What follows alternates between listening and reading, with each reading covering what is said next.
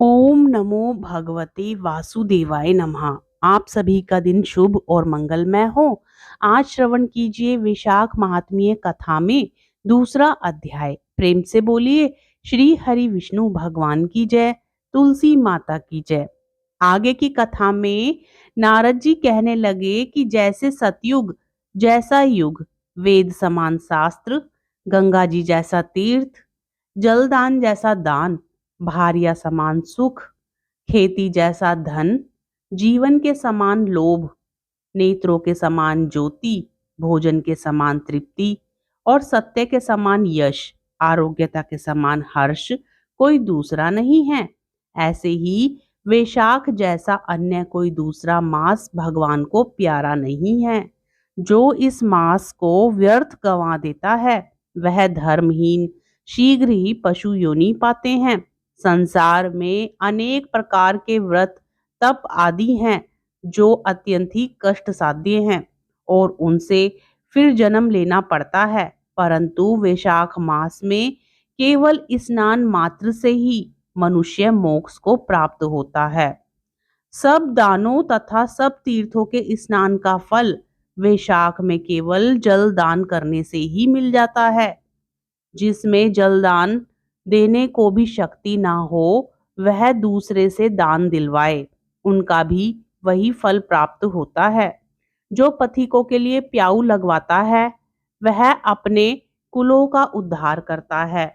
प्याऊ लगवाने से देवता, पितर तथा ऋषि अत्यंत प्रसन्नता को प्राप्त होते हैं। जो बल की इच्छा रखता हो उसे जलदान करना चाहिए, जो पवन की इच्छा हो तो पंखा दान करना चाहिए, परंतु वैशाख में दान अवश्य ही करना चाहिए।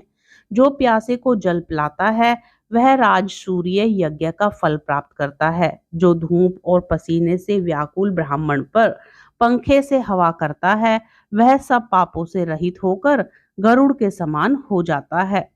और ब्राह्मण को पंखा दान न करने वाले अनेक प्रकार के वात आदि से दुखित होकर नरक में वास करता है।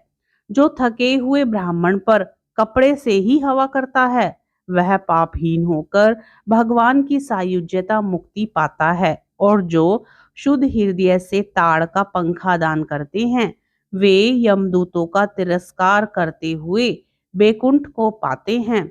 जूते दान करने वाले को ना इस संसार में दुख होता है और ना ही नरक यातना भोगनी पड़ती है।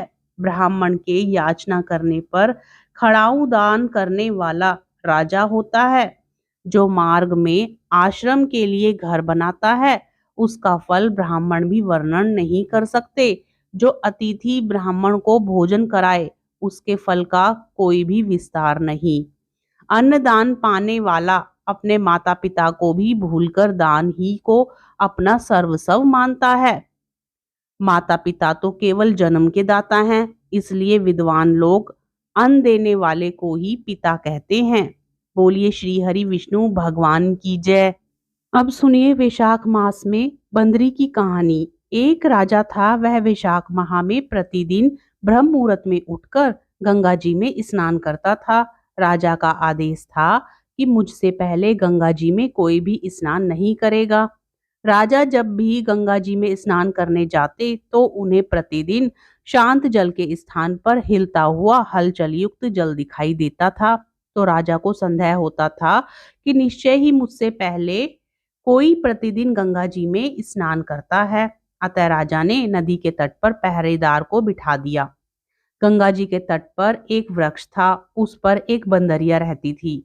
वह प्रतिदिन राजा के स्नान करने से पूर्व स्नान करके वृक्ष पर चढ़कर बैठ जाती थी। इस प्रकार होते होते पूरा वैशाख माह व्यतीत हो गया, किंतु अंतिम दिन राजा के सिपाही ने देख लिया और उस बंदरिया को पकड़कर राजा के पास ले गए और कहा कि यह बंदरिया आपसे पहले प्रतिदिन गंगा जी में स्नान करती है। उधर राजा की प्रतिज्ञा थी कि यदि कोई भी स्त्री मुझसे पूर्व स्नान करती होगी तो मैं उससे विवाह कर लूंगा।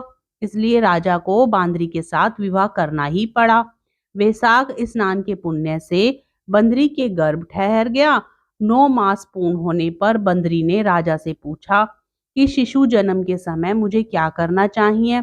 तब राजा ने महल में एक घंटी लगवा दी और बंदरी से कहा कि जब तुम्हें दर्द हो तो उसे बजा देना, मैं संपूर्ण प्रबंध कर दूंगा।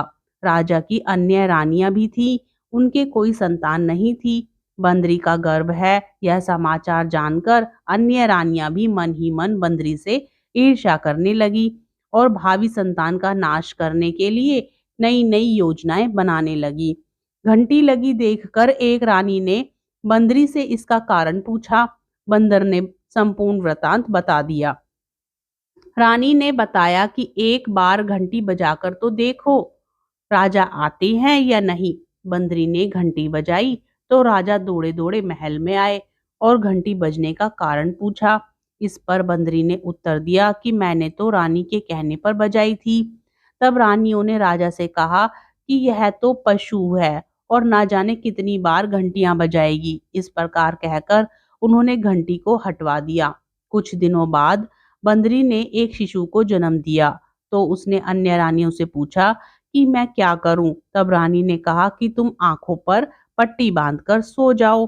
बंदरी के वैशाख माह के पुण्य के प्रताप से एक सुंदर पुत्र का जन्म हुआ।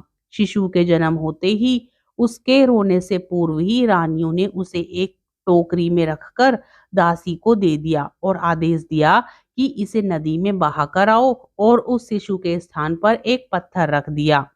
राजा को भी कहलवा दिया कि बंदरी ने एक पत्थर को जन्म दिया है। राजा ने सुना तो उन्होंने भी संतोष कर लिया कि जब दूसरी रानियों के ही संतान नहीं है तो यह तो बंदरी है, इसके क्या संतान होगी। उधर दासी ने उस सुंदर शिशु को नदी में ना बहाकर कुम्हार के खंदड़ में रख दिया।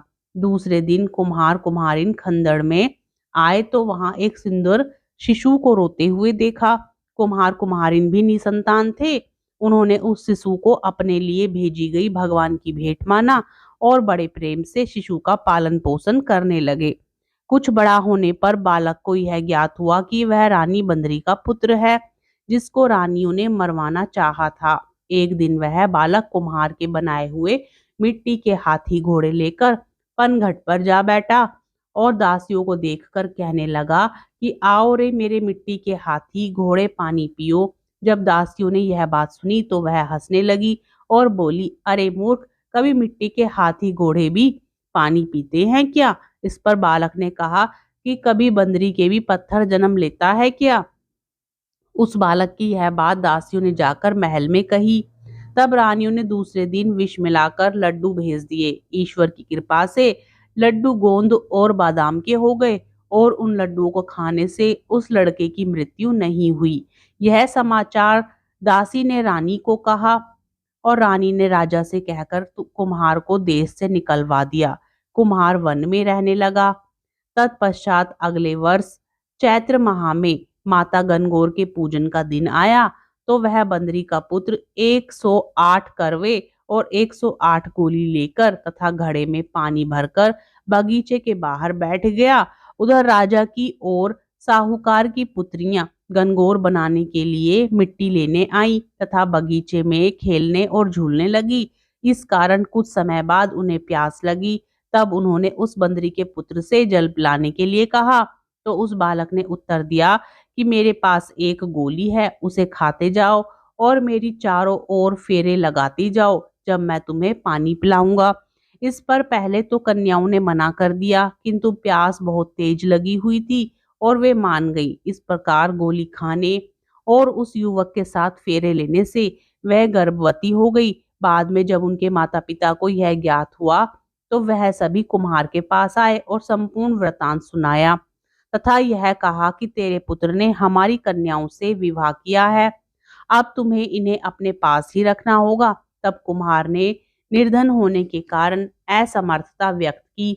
दो कन्याओं के माता पिता ने बहुत सारा धन देकर अपनी कन्याओं को कुम्हार के घर विदा किया और कुम्हार के घर 108 बहुएं आ गई और कालांतर में उनके 108 ही पोते हो गए। कुम्हार ने समस्त नगरी को भोजन हेतु निमंत्रण दिया और राजा को भी बुलवा दिया।